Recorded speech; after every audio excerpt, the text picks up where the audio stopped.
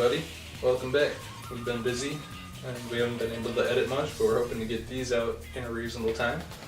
A couple days ago we saw the new movie The Foreigner starring Jackie Chan, based on the book The Chinaman, starring Jackie Chan. Connor, tell us the plot of The Foreigner. Okay. Well, take a shot of communion wine for the dead homies. That was cringy as well. Eat my piece of bread, Jesus' body. Drink my cup of wine, Jesus' blood. I'm a Christian now. That's not important. But you 5 minutes to become Christian. But anyways, the plot of The Foreigner. The Foreigner stars Jackie Chan, a whole bunch of Irish people. The Foreigner stars Jackie Chan, and basically his daughter is killed, and he's trying to find out who basically did it, what caused it, and basically why is his daughter dead. And it leads him on an epic conspiracy hunt where he ends up finding out that the IRA, a group of Irish extremist political party people, ended up causing it. They were doing terrorist acts to prove that the IRA is still important. Then there's this one IRA leader who basically doesn't want to go super extreme, just kind of wants to blow up some buildings, not kill some people. But then there's people who end up killing people, trying to prove that their branch of the IRA is more effective or something. They're trying to take over his political power. And Jackie Chan hides out in the woods and starts killing them Rambo style. And it's a bunch of political shit. So Aiden, what do you think of The Foreigner? The Foreigner is pretty decent, but I feel like it would have... I haven't read the book, but I feel like the book would have flowed better with the story. The difference between a book and a movie, in its most basic form, is that a book adaptation of this movie probably would have taken you 8 hours to read. So Jackie Chan disappearing for a good portion of it, not only would you have spent so long with Jackie Chan that him disappearing would have been less important, but this movie is a lot about political stuff, but we don't really get to hear the people's inner thoughts on what it is. I'm sure the book had a lot of inner monologues that kind of helped track it. And politics, when politics are moving this fast in a movie that's only an hour and a half long, and when the main character disappears in a movie that's only an hour and a half long, you get kind of this jarring sense of bruh. You're like, what? But when you're reading a book, it's like you get time to soak in all these politics, you get to understand where people stand, you get to hear their inner thoughts on what's going on. So in that way, I think it's probably... I haven't read the book, but I'm guessing that the book is probably a little better than the movie. As it is, though, it's not a bad movie. I think it's a little strange, because it's... The opening credits, the movie is produced by 2 Chinese companies and 1 American company, based on a book written by a British man, screenplay by an American man, directed by an American man, starring a Chinese man who's playing a Korean man, and everyone else in this movie is Irish. Also, the title's a little nonsensical, because in The Chinaman, the name of the book, The Chinaman, you know who they're talking about. It's Jackie Chan, because he's, Chinaman. And in The Foreigner, Jackie Chan is obviously the foreigner. He's supposed to be the foreigner because everyone else is white and he's the only Asian person, but from the Irish people's point of view, the British and the American guy and Jackie Chan are all foreigners. From the American guy's point of view, everyone's a foreigner. From the British people, everyone except the British people are foreigners. So the title's a little bleh, but the movie was well shot. I thought Jackie Chan did really good, because you normally see Jackie Chan in kind of the goofy action guy roles, or at least you did. But he's quite a bit more serious in this movie. He's kind of like a sad old man who just wants his family back, and I think Jackie Chan does a really good job of portraying that. The other actors, Irish people and British people, whatever, were all pretty good for the most part. The action was cool when there was action. It was really sparing action. You'd see Jackie Chan build a bomb, and then he'd light it off, but Jackie Chan was careful not to hurt innocent people. And there was a couple hand-to-hand things, and it kind of reminded me of Metal Gear Solid 4 a little bit, because it's you see old Snake in Metal Gear Solid 4, and he's getting like, the elderliness of the character kind of played into the action, where Jackie Chan wasn't able to keep up with these people, but he was able to outsmart them. And I think that gave the action a little more of flavor, as opposed to it just being like a fucking Transformers thing or something. But they were just like punching each other. And, oh, that's not really Transformers, but like, Born Identity or something. Born Conspiracy 30. Whatever the fuck. Yeah. American Assassin. The plot is a little bit rough.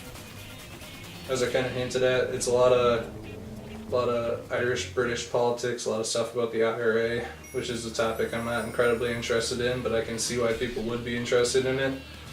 But the plot's pretty thin. I mean, it's basically a guy just wants to get revenge, and a whole bunch of Irish assholes kill each other. But, overall, I don't have an awful lot to say about it.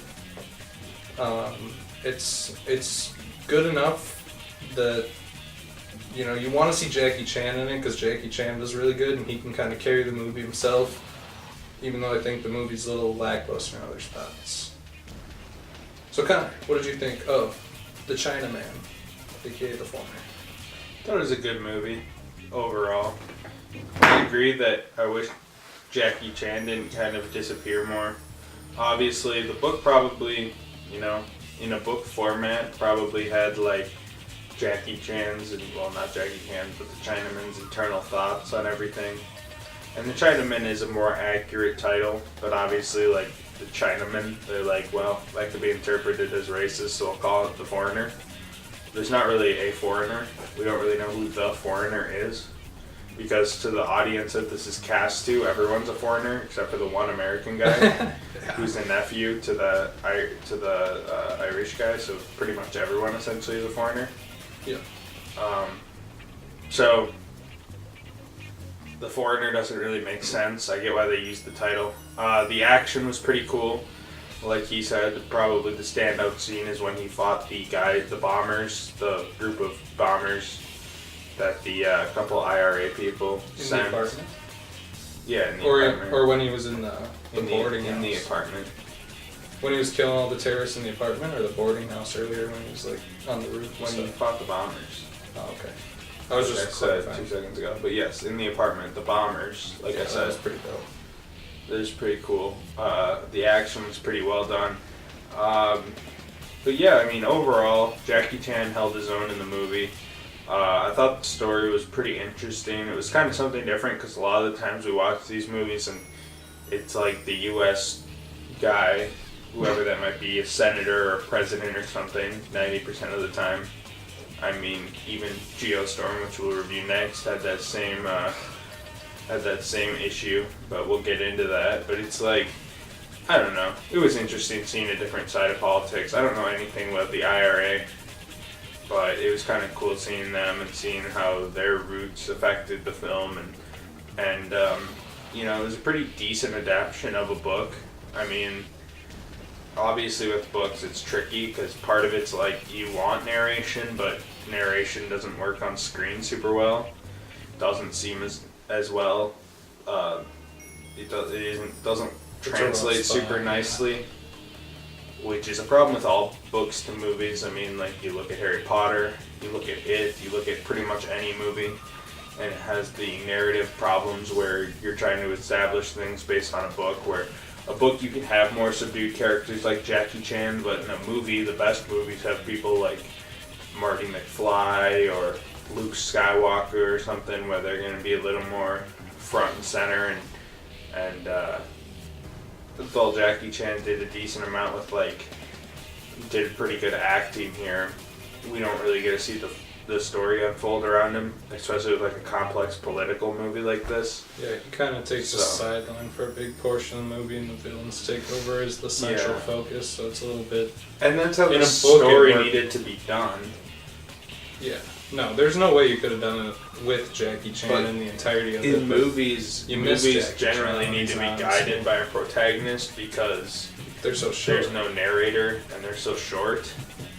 And since this was a book where the protagonist kind of takes a sideline, because I'm assuming the book's kind of narrator was the internal monologue of Jackie Chan's, but in here, it doesn't really work that way, so there's a problem there. But I mean, it's a decent revenge story, a decent political movie.